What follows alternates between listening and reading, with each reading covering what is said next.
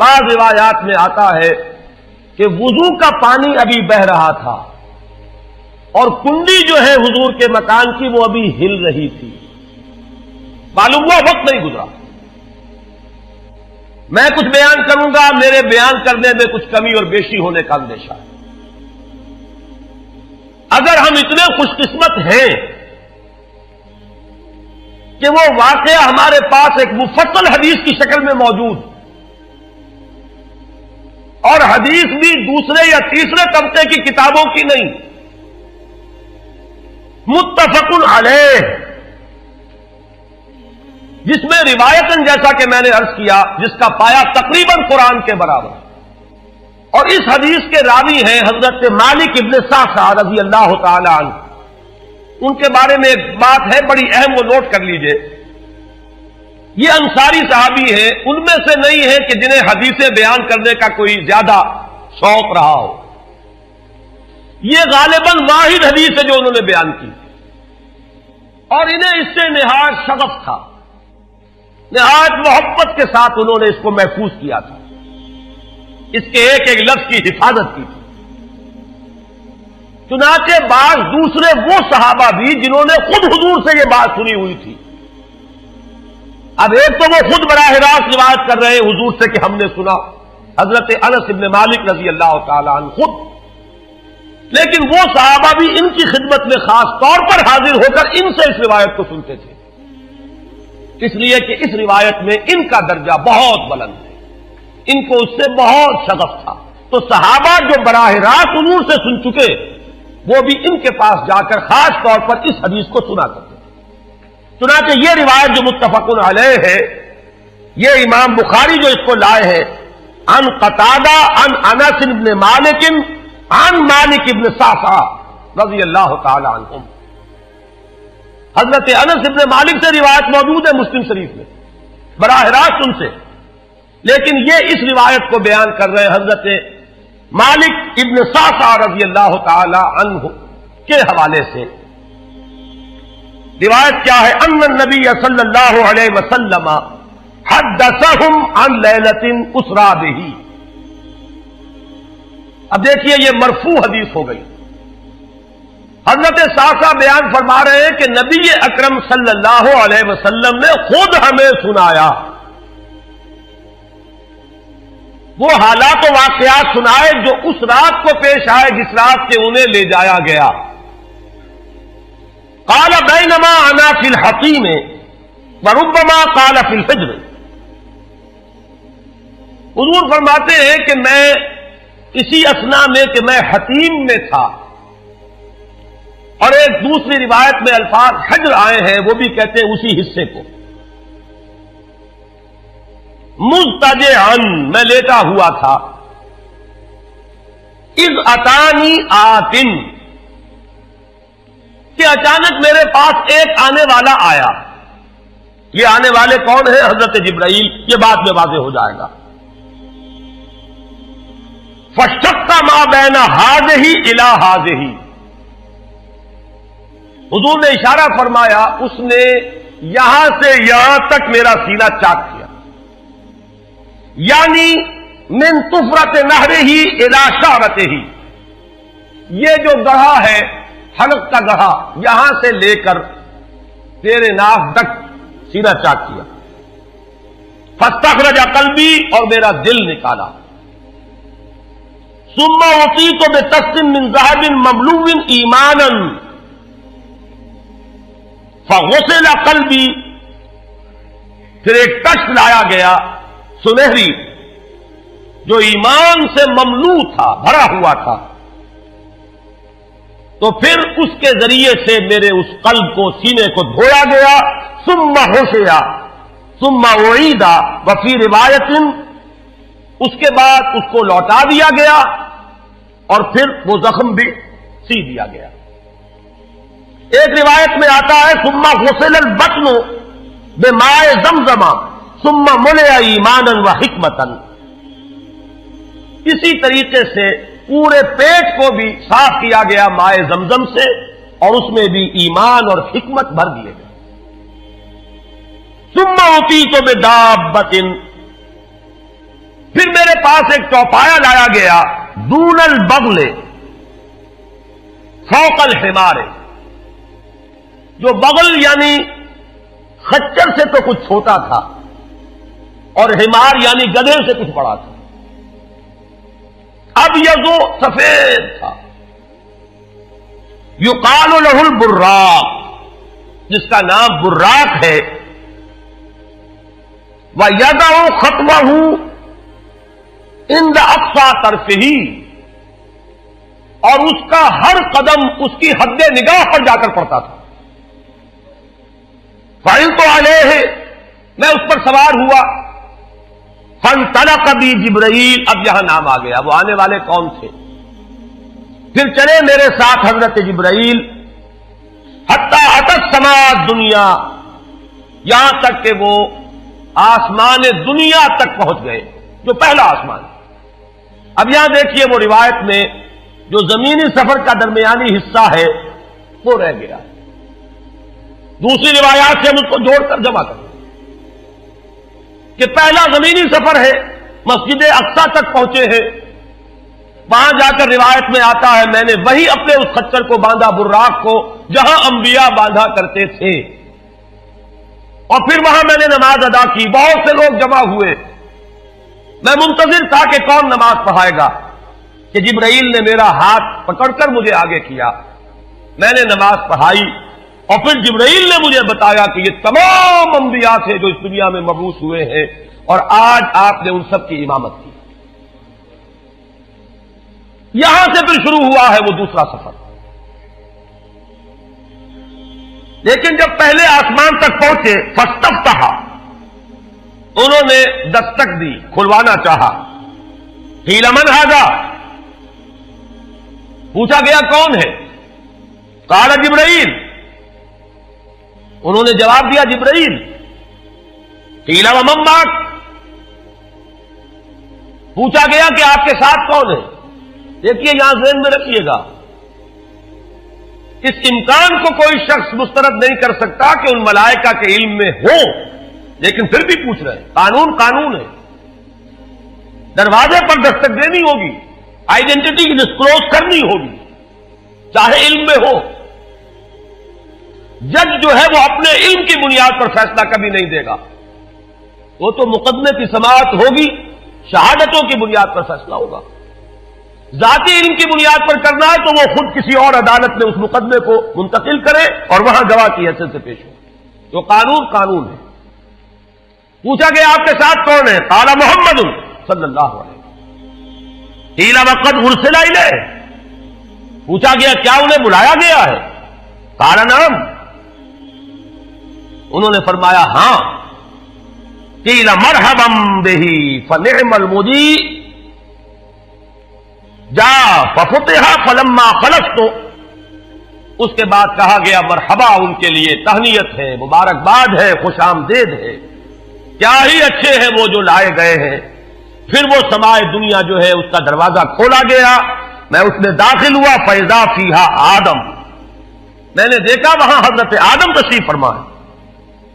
فقال ھذا ابوک، جبرائیل نے کہا یہ آپ کے جد امجد ہیں، فسلم علیہ، ان کو سلام کیجئے، فسلمت علیہ، میں نے انہیں سلام کہا، فرد السلام، انہوں نے سلام کا جواب دیا، ثم قال مرحبا بالابن الصالح والنبی الصالح، خوش آمدید ہے، مرحبا ہے صالح بیٹے اور صالح نبی پر۔ ثم صعد بی، پھر مجھے اور اٹھایا گیا، حتی اتی السماء الثانیۃ، یہاں تک کہ جبرائیل پہنچ گئے دوسرے آسمان تک۔ فاستفتح، پھر وہی سوال و جواب ہے، میں ترجمہ نہیں کروں گا۔ قیل من ھذا؟ قال جبرائیل۔ قیل ومن معک؟ قال محمد۔ قیل وقد ارسل الیہ؟ قال نعم۔ قیل مرحبا بہ فنعم المجیء جاء ففتح فلما خلصت، جب یہ سارا اس کارروائی کے بعد داخل ہوئے ہیں دوسرے آسمان پر، فاذا یحییٰ وعیسیٰ وہما ابنا خالۃ، وہاں میں نے دیکھا کہ یحییٰ اور عیسیٰ ہیں اور یہ خالہ زاد بھائی ہیں۔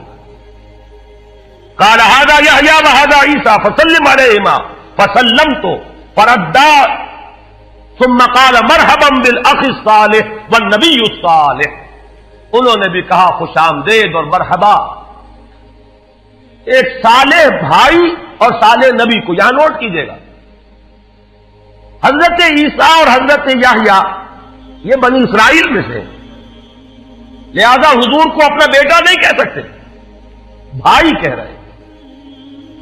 آدم جد امجد ہیں، انہوں نے بیٹا کہا ہے. مرحبا بابن الصالح والنبی الصالح، وہ نبی تو ہے، سب کہیں گے نبی، لیکن کوئی بھائی کہے گا، کوئی بیٹا کہے گا. ابراہیم بیٹا کہیں گے، موسیٰ وہ بھائی کہیں گے جن کی نسل سے آپ نہیں ہیں. وہ جو براہ راست نسل چلی آ رہی ہے اس میں جو ذکر کرے گا وہ بیٹے کے لفظ سے کرے گا.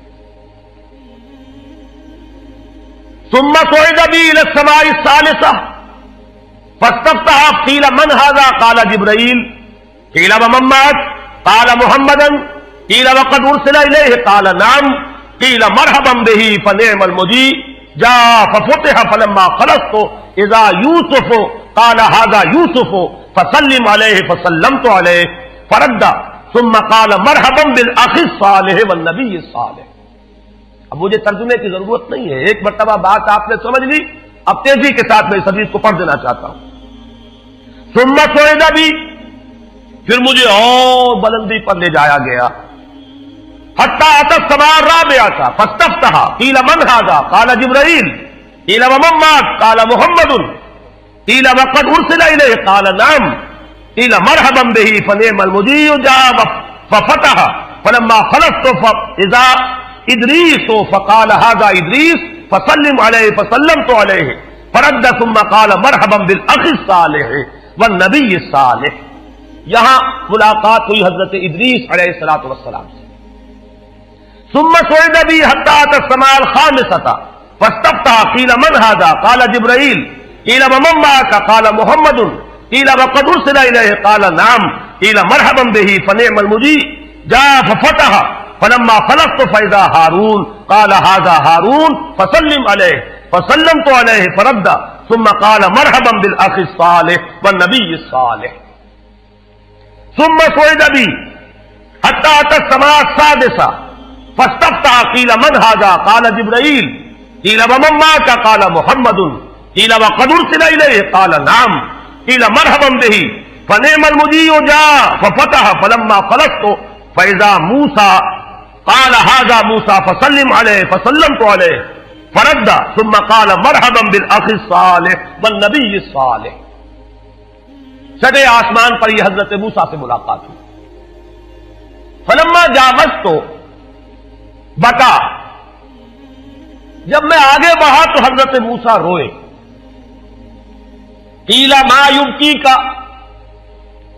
ان سے پوچھا گیا کہ آپ کو کیا چیز رلا رہی ہے؟ قال ابکی لأن غلاما بعث بعدی، کہ مجھے اس بات پر رونا آ رہا ہے یہ نوجوان محمد صلی اللہ علیہ وسلم یہ میرے بہت بعد ان کی بعثت ہوئی ہے.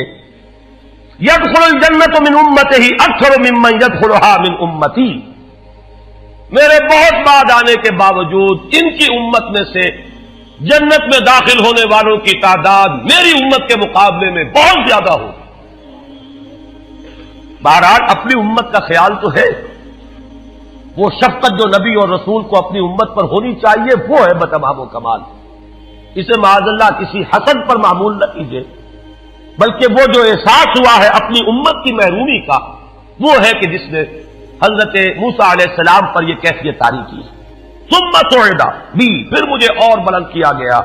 الی السماء السابعة، ساتویں آسمان پر. فاستفتح قیل من هذا قال جبرائیل قیل ومن معك قال محمد صلی اللہ علیہ وسلم قیل وقد بعث الیہ قال نعم قیل مرحبا به فنعم المجیء جاء فلما خلصت فاذا ابراہیم قال هذا ابوك ابراہیم فسلم علیہ فسلمت علیہ فرد السلام ثم قال مرحبا بالابن الصالح والنبی الصالح.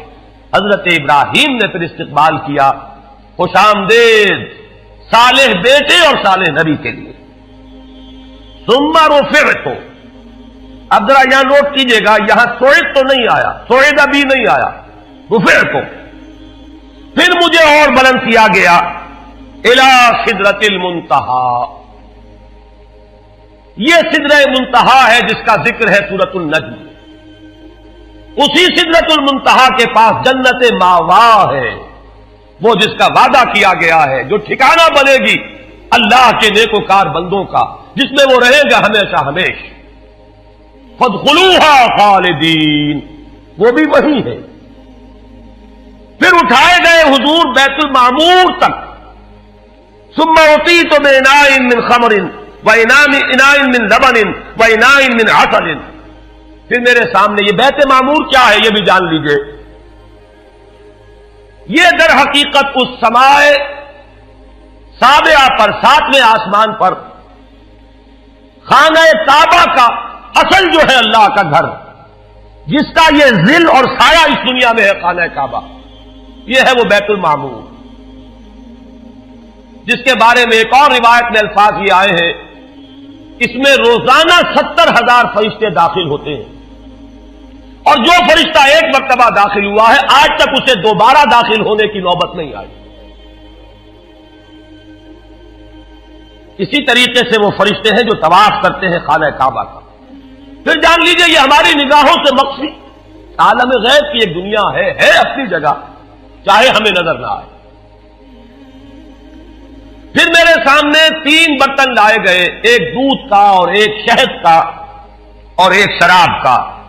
فاخذت اللبن، میں نے دودھ والا پیالہ اٹھا لیا۔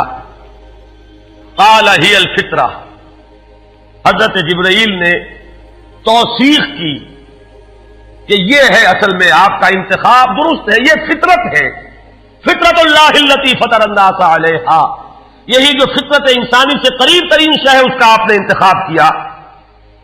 اتت انت علیہا و امتک، اسی فطرت پر اے محمد آپ بھی ہے اور آپ کی امت بھی ہے۔ ثم فرضت علیہ صلوات 50 کل یوم، ایک اور روایت میں الفاظ آئے ہیں، اس میں اس کی وضاحت نہیں ہے کہ 3 چیزیں حضور کو یہاں عطا کی گئی۔ ایک تو 50 نمازیں جو فرض ہوئی، ایک دن رات میں 50 نمازیں، اور ایک سورہ بقرہ کی آخری 2 آیات جو تحفہ اللہ نے دیا محمد کو امت کے لیے صلی اللہ علیہ وسلم۔ آمن الرسول بما انزل الیہ من ربہ والمؤمنون کل آمن باللہ وملائکتہ وکتبہ ورسلہ، یہاں سے لے کر آخر تک فانصرنا علی القوم الکافرین تک، یہ 2 آیات یہ جنت کے خزانوں میں سے 2 خزانے ہیں جو شب معراج کو عطا ہوئے ہیں محمد رسول اللہ کو بطور تحفہ امت کے لیے۔ اور تیسری بات یہ کہ اے نبی آپ کی امت کے لیے یہ خصوصی بات ہے کہ آپ کی امتیوں کے گناہ کبیرہ بھی بغیر توبہ کے معاف ہو سکیں گے۔ یہ خصوصی تحفے ہیں جو امت کے لیے لے کر آئے محمد صلی اللہ علیہ وسلم۔ 3 تحفے، نماز جو اس معراج میں فرض ہو رہی ہے اور اسی کو حضور کہہ رہے ہیں الصلاۃ معراج المؤمنین، اہل ایمان کے لیے یہ بمنزلہ معراج ہے۔ اس میں پھر روایت میں تفصیل آ رہی ہے، واپس جب آئے ہیں حضرت موسیٰ سے ملاقات ہوئی اور انہوں نے یہ فرمایا کہ یہ 50 نمازیں بہت ہیں، مجھے تجربہ ہے، تمہاری امت اس کا تحمل نہ کر سکے گی، واپس جاؤ درخواست کرو کم کرواؤ۔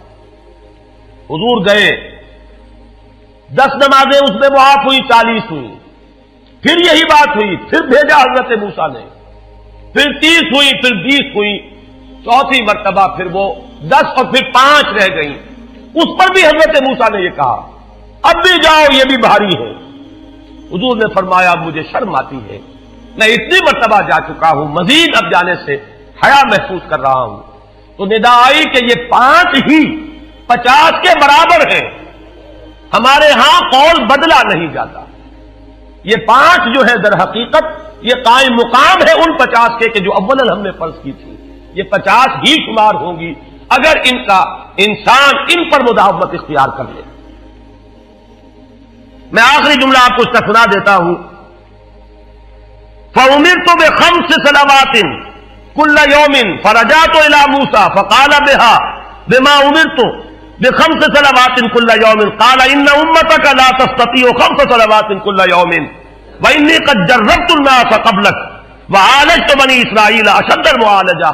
میں نے بنی اسرائیل کا حتی الامکان معالجہ کیا، ان کے حالات کو درست کرنے کی کوشش کی، لیکن مجھے تجربہ ہے یہ 5 بھی نہیں جھیلی جائیں گی. فرجع الی ربک فاسألہ التخفیف، مزید تخفیف چاہیے لامتک. قال سألت ربی حتی استحییت ولکنی ارضى واسلم. قال فلما جاوزت نادى مناد امضيت فریضتی وخففت عن عبادی. متفق علیہ. مجھے ندا آئی کہ میں نے اپنے بندوں پر تخفیف کی. اس میں وہ ذکر نہیں ہے، دوسری روایت میں ہے کہ ساتھ ہی وضاحت ہو گئی کہ یہ 5 نمازیں بھی 50 کے برابر ہے. میری بات نہیں بدلی گئی ہے، وہ در حقیقت انہوں نے اسی 50 کا رتبہ جو ہے ان 5 کو عطا فرما دیا. یہ روایت ہے جو متفق علیہ. روایات کثیر، جنت اور دوزخ کے جو مشاہدات کرائے گئے وہ بہت تفصیل سے دوسری روایات میں، لیکن کسی اور روایت کا استناد کے اعتبار سے، اسناد کے اعتبار سے وہ درجہ نہیں ہے جو اس روایت کا ہے. باقی میں نے مسلم شریف کی روایات میں سے اور تفاصیل آپ کو سنائی ہیں. یہ ہے واقعہ. پھر حضور واپس آئے ہیں، وہیں بیت المسجد اقصی میں آئے ہیں، پھر واپس تشریف لائے ہیں، اور اس کا میں بیان کر چکا ہوں دوسری روایات میں کہ وقت بالکل نہیں گزرا، کہیں روک دیا گیا ہے، پوری کائنات کو کہیں تھام دیا گیا. یہ بات تو وہ ہے جو آج سے پہلے بھی سمجھ میں آ سکتی تھی کہ شاید کسی ایک جگہ پر پوری کائنات کو روک دیا گیا. وقت بالکل نہیں گزرا کسی کے لیے. لیکن جیسا کہ میں نے عرض کیا، اس وقت تو یہ بھی سمجھ میں آتا ہے کہ سب کے لیے وقت گزر رہا ہو اور صرف محمد الرسول اللہ کے لیے نہ گزرے صلی اللہ علیہ وسلم. آج یہ بات بھی سمجھ میں آ سکتی ہے، لیکن یہ ہے کہ قرین قیاس وہی پہلی بات ہے کہ اس میں پورے اس وقت کے لیے وقت کی رفتار کو روک دیا گیا ہو. وہ مسئلہ یاد آ گیا کہ آگے بڑھو یا وقت کی رفتار روک دو. تو یہ وقت کی رفتار ہے جو محمد الرسول اللہ صلی اللہ علیہ وسلم کے لیے روک دی گئی. اس کے بعد جو ہنگامہ ہونا چاہیے تھا وہ ہوا. صبح جب حضور نے فرمایا کہ یہ میرے ساتھ واقعہ پیش آیا ہے، تو جو رد عمل ہونا چاہیے تھا وہ ہوا. یہاں تک بھی ہوا ہے کہ بہت سے مومنین صادقین متزلزل ہو گئے. مشرکین نے، کفار نے بغلیں بجائی کہ اب ہمیں موقع مل گیا. معلوم ہوتا ہے ابھی تک تو شک ہی کی بات تھی کہ ان کو کچھ خلل دماغی کا عارضہ ہے، اب تو ثابت ہو گیا، کسی شک و شبے کی گنجائش نہیں. چنانچہ اب آپ اس کا اندازہ کیجئے، یہ واقعہ مکے میں بیٹھ کر بیان کیا جا رہا ہے. امتحان لیے گئے.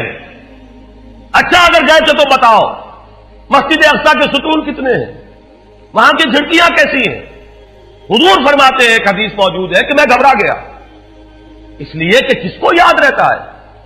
مسجد اقصی میں جا کر حضور ستون تو نہیں گر رہے تھے، لیکن یہ کہ جب پوچھا جا رہا ہے تو مجمع میں تو ہو سکتا ہے کہ تالی پٹ جائے کہ اچانک اللہ تعالی نے میرے سامنے مسجد اقصی کو کر دیا.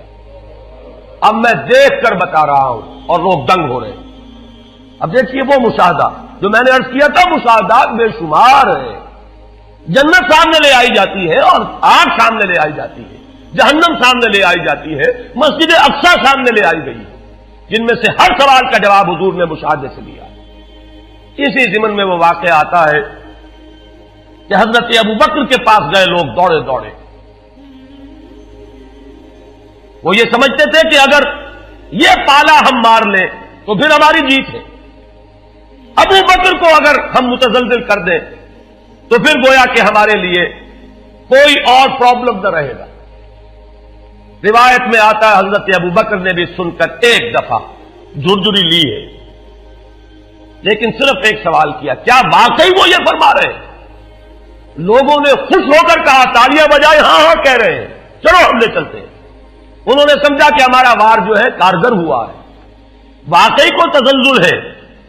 لیکن اگلا جواب ابو بکر کا یہ تھا، اگر وہ کہہ رہے ہیں تو 100% درست کہہ رہے ہیں. میں روزانہ یہ مانتا ہوں